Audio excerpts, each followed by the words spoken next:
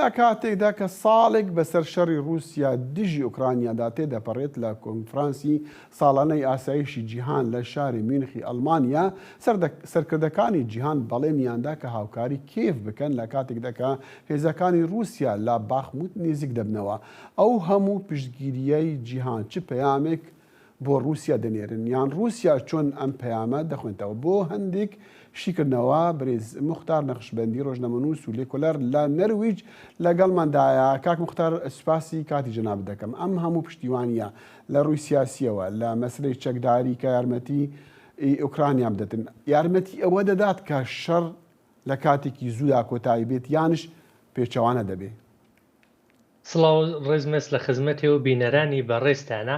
لە حقیقەتە ئەمە شەڕێکی نێوان رووسیا و ڕۆژئاوایە، نە شەڕی هەموو جیهان. دروستە هەموو جیهان ڕاستەخۆ لەم شەڕانە بەشدار ئەبن، بەڵام خۆ بەشێک لە یانگری رووسیا و بەشێک لە یانگری ڕۆژئاوا. ڕۆژئاوا زۆر بۆی گرینگە خەتێکی سوور بۆ رووسیا دیاریکە و بۆ چینیش دیاریکات. ئەگەر ڕۆژئاوا لێرە چای ببێسێت و رووسیا هەموو ئوکراین دیاری بکات، من پێم وایە کە لەو لاوە ئەو پەیامەی داوە بە چین کە ئەو منتەقە داگیرکە. من پێم وایە کە بە گشتیەکەی ئەم شەڕا ئەوروپا ئەوەی لە دەستیبەی ئەیکات بۆ پشتیوانی ئۆکراین کە رووسیا نەتوانێت حدەست بەسەر هەموو ئۆکراینە بگرێ. بەڵام پێم وانییە کە ئەم یارمەتیانە ببێت هۆکاریەوەی کە لە ماوەیەکی کورتا رووسیا دەست هەڵبگرێت لە ئەو شەڕیان ڕۆژئاوای ئوکراین چۆڵکە. پێم وایە بە هیچ شێوە رووسیا شاید نەتوانێت هەموو ئوکراین بگرێت، بەڵام خەتی سووری رووسیاش ڕۆژاوای ئوکراینە، چون رووسیا دەست لەو ناوچە هەڵبگرێ خودی پوتین لە مۆسکۆ دەسەڵاتەکەی لە دەستەدا. کاک مختار، شەڕەکە گەرمە، پێش ساڵێک لەم ڕۆژانە بوو، وەکو دوێنێ بوو لە وتوێژێکدا لەگەڵ دەنگی ئەمریکا. 3 ڕۆژ پێش ئەوەی دەست پێکردنی شەڕ جەنابەت گوتت کە باڵانسی هێز نییە.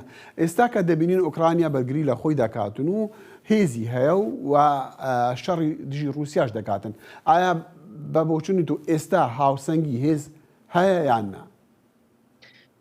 من بۆ ئەوەی کە بتوانین دقیق مەسئلەکە تێبگەین، نسبە هاوسەنگی هێزیان نییە لە هیچ بوارێکە، بەڵام بۆ مەسەڵەن ئۆکراین نەتوانێت لەوێ لە خۆی دیفاکە. سێری شەڕی وێتنام کەن، زۆر کەس پێی وابێ ئەمە شەڕی وێتنام و ئەمریکا بۆ ئەمریکا لەوێ شکستی خواروان نییە. چۆن ئیستا ڕۆژئاوا یارمەتی ئۆکراینەکەن چەند ئەوەی ئەوە لەو کاتە سۆڤێت یارمەتی وێتنامیەکانیە کرد. ئەمە ئیستا بە هەچی شێوە ڕۆژئاوا چ لە بواری ئابووری و سەربازیە یارمەتی ئوکراینیەکانەکەن، بەڵام بەڕاستی هەم هێزی سیاسی و هەم هێزی سەربازی ئوکراین زۆر خۆڕاگرن، زۆر بە پلانەوە واردی ئەم شتانە بوون، بۆ هەموو شتێ پلانیان بووە.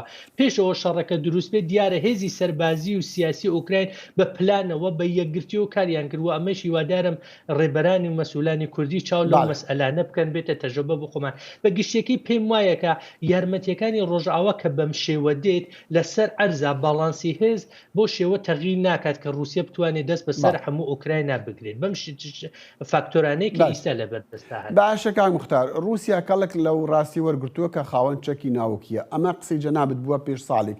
شیکردنەوەی جەناب ئێستا لەم بابەتەوە و بۆچوونی ڕۆژئاوا بۆ بابەتی ئەوەی کە رووسیا چەکی ناوەکیەوە هەڕەشش جار کردوویەتی.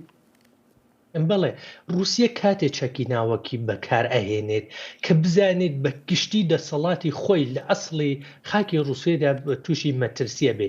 زیاتر ئەمە وەکو خەتی سووری دیاری کردووە. پێم وانیە بەم زوانە دەست بۆ چەکی ناوەکی بەرێ. بەڵام ئەگەر یارمەتیەکانی ڕۆژئاوا بۆ ئوکراین بە شێوەیەک بێت کە رووسیا لە ڕۆژهەڵاتی ئوکراینیشا شکست بخوا، هێرش کرێتە ناو خاکی ئوکراین، ناو خاکی رووسیا، و ئەم شتانە ئەمنیەتی گشتی ئاسایشی گشتی رووسیا خاتە خەتەرەوە، بە دڵنیاییەوە بدونە هیچ شکێک رووسیا دەست بۆ چەکی ناوەکیە بەرێ. تەنانەت شاید چەکە ناوکی استراتیژیەکانی بەکار نەبرێ، بەڵام لە چەکی ناوکی تاکتیکی کەڵکوەرەگرێ و شاید مناتقی مەرزی ئوکراین لەگەڵ وڵاتی پۆڵەنداکە لە ڕۆژهەڵاتە پێڵێن لە هێستان یا بەنادر یا هێزی دەریای ئوکراین کاتە ئامانجەوە، کاتێ مەجبور بێ ئیسفادێ لێ کات. بۆیە ئەگەر تەوەجۆشکەن خودی ئاغای مەکرۆن کە لەم چەند ڕۆژەدا قسەی کرد، باسی لەوە کرد کە نانەوێ هێرشکە ناوخاکی خودی رووسیا. ئاغای بایدنیش پێشتر ئاماژەی بۆی کردووە کە حەزن چەکێک بە ئوکراین نادەن هێرش کرێتە ناو خاکی رووسیا. بۆیە تیان لەو مەسئلەیە.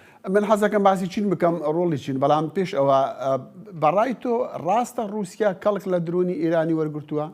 لەو شەڕەدا؟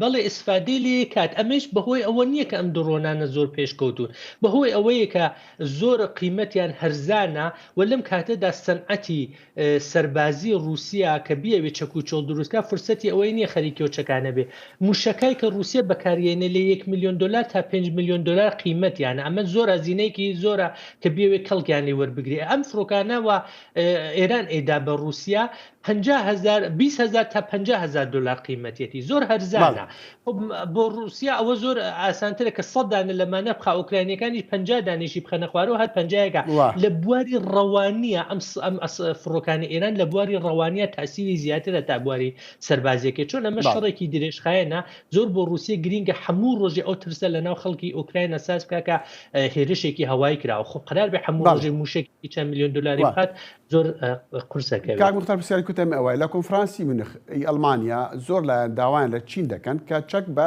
رووسیا نەداتن لەو شەڕەدا چین چ ڕۆڵێک دەبینێ؟ چین واقعەتێکەوەیە کە شەڕێکی زۆر ساردی گەورەی لەگەڵ هەموو ڕۆژاوا هەیە ساڵ بە ساڵ ئابوووریەکەی خەریکە گۆرابێ و ڕۆژاواش ترسی ئەوەیان لەسەر چین هەیە واقعەتەوەی کە چین پێی خۆشە ئەم شەڕە بەم شێوە بەردام بێ بەڵام حەز ناکە رووسیا بدۆڕێ و حەزیش ناکە ئەم شتانە بێتە هۆیەوەی کە کێشەکانی خۆی لەگەڵ ڕۆژ ئاوای زیاتر بێ پێم وایە یارمەتیەکانێک چین کە تا ئیستا کردوێتی بۆ رووسیا بە شێوەی ئابووریە لە تحریم حسارخستن سەر رووسیا نێکردووە خۆی گەورەترین خزمەت بە رووسیا بووە بەڵام بە دڵنیایەوە حتمما بۆ چەکوچۆڵ ئیسا و چەکوچۆڵی پێشکەوتی پێویست نییە رووسیا بەڵام لە ڕاکتەوە بگرە گولێ تۆپە وگرە ئەو تەچیزاتانە قەتەعاتی ئەو سلاحە پێشکەوتوانە نا بەڵام سلاحای خوارەوە حتمما چین لەو زەمینانە یارمەتیانی کردووە و ئەیشی کا چۆن بۆی گرینگە کە رووسیا لە نیکەم لەو شەڕەدا شکستێکی قرس نەخوا چۆن بدونە رووسیا چین هێزێکی وانە بتوانێت بەرامبەر ڕۆژاوا بیستی بەرز مختار نەخشبەندی ڕۆژنەمەوان و لێکۆلەر لە نەرویج ئۆسلۆ لەگەڵ مام زۆر سپاس بۆیەوە دەست نەخۆش